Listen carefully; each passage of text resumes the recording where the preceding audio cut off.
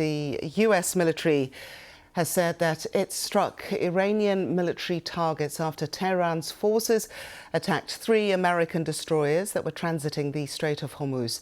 President Trump also called the strikes a love tap and says that the ceasefire is still in effect. Iran's military offered a very different version of events, saying that it inflicted significant damage upon the vessels. Our North America correspondent David Willis has the latest. A fragile ceasefire is becoming more tenuous by the day.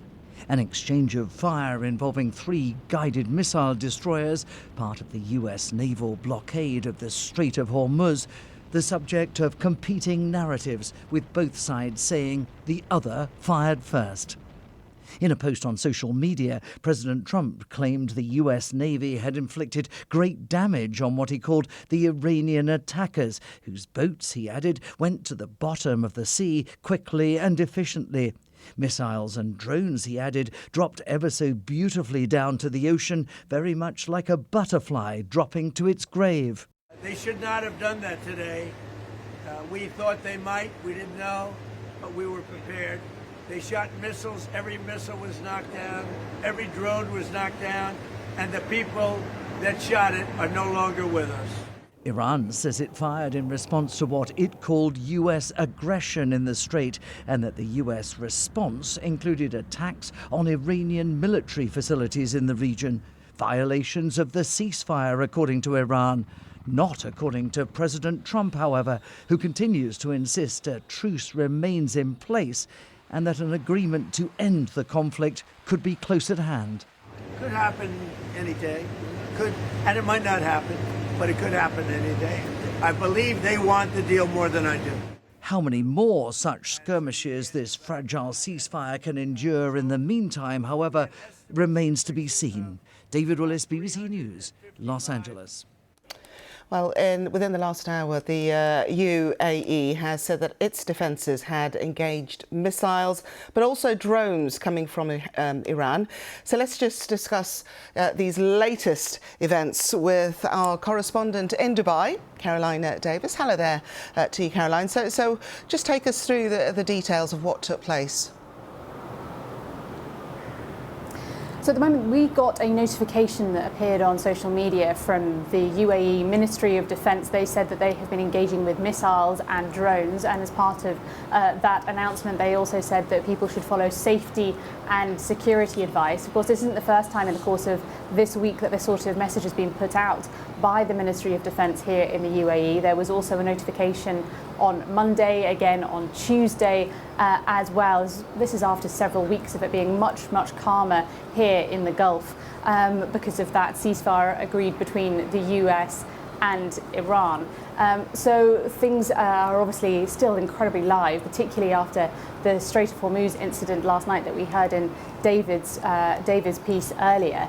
And this is obviously a real concern about whether or not we could go in one direction of President Trump over the course of the last day or so. He's been talking very positively about the idea of there being some form of deal with Iran, that things are getting closer, but at the same time, then seeing this flashpoint in the Strait of Hormuz between the two sides yesterday. As we've heard, President Trump says that the ceasefire is still in place. Iran said that it conducted these initial strikes, they said, against the US and several naval destroyers.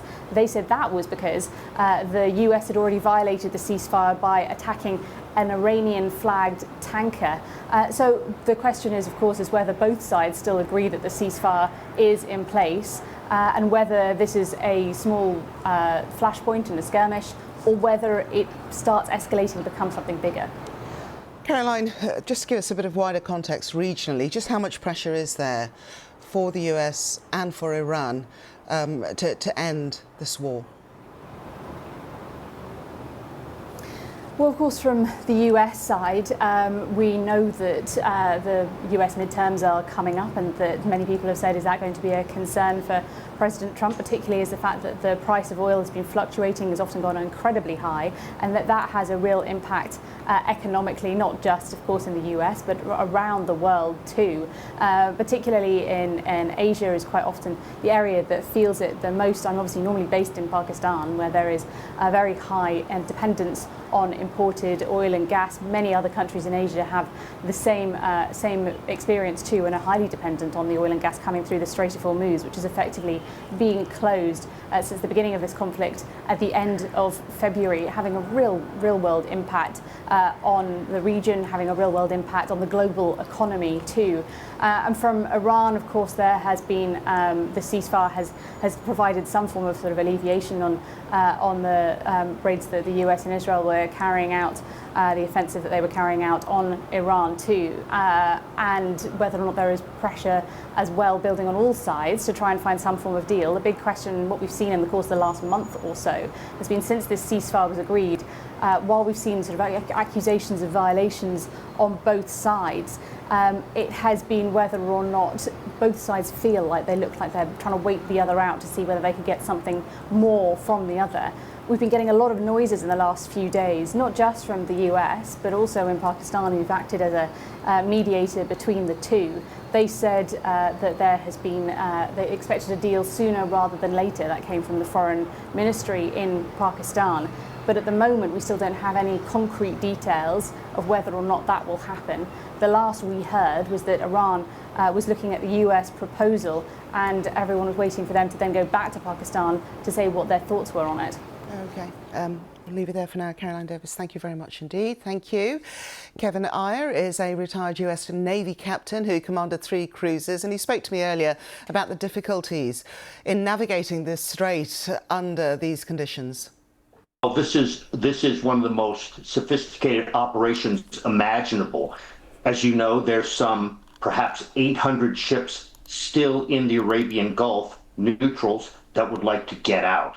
The United States would like to help them get out. And there's been fog of war.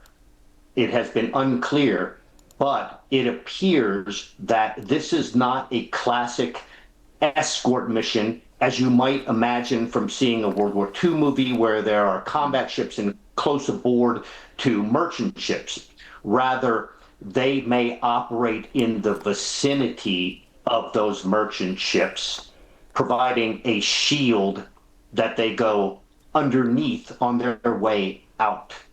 And it looks like the United States has escorted or facilitated the transit of a number of ships since the start of this. CS Anthem is one. The Alliance Fairfax is another. Those are the ones that we know the names of. But whether they were actually alongside those ships or in the immediate vicinity is unclear. Okay. They have weapon systems and helicopters that can provide cover, but they aren't necessarily close aboard with them. Kevin, I just want to ask one last question, really just tapping into your experience and knowledge. I understand that the Iranian authorities have instigated new protocols. This is part of their leverage for controlling the Strait of Hormuz even once the war is over. So this is a protocol that any vessel traversing through the Strait of Hormuz, it's been put in place by the newly formed Persian Gulf Strait Authority.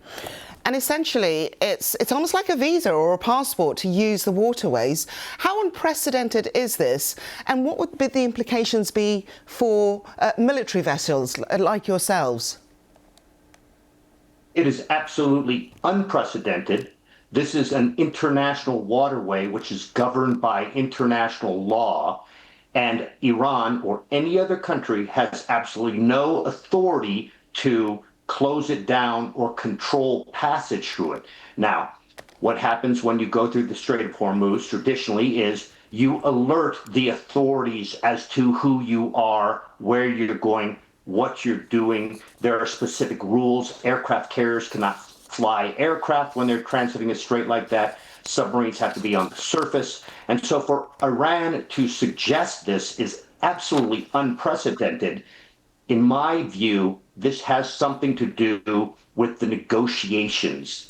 This may be something that is tradable by Iran saying, we will stop doing this if, for example, you lessen your demands on us regarding enriched materials.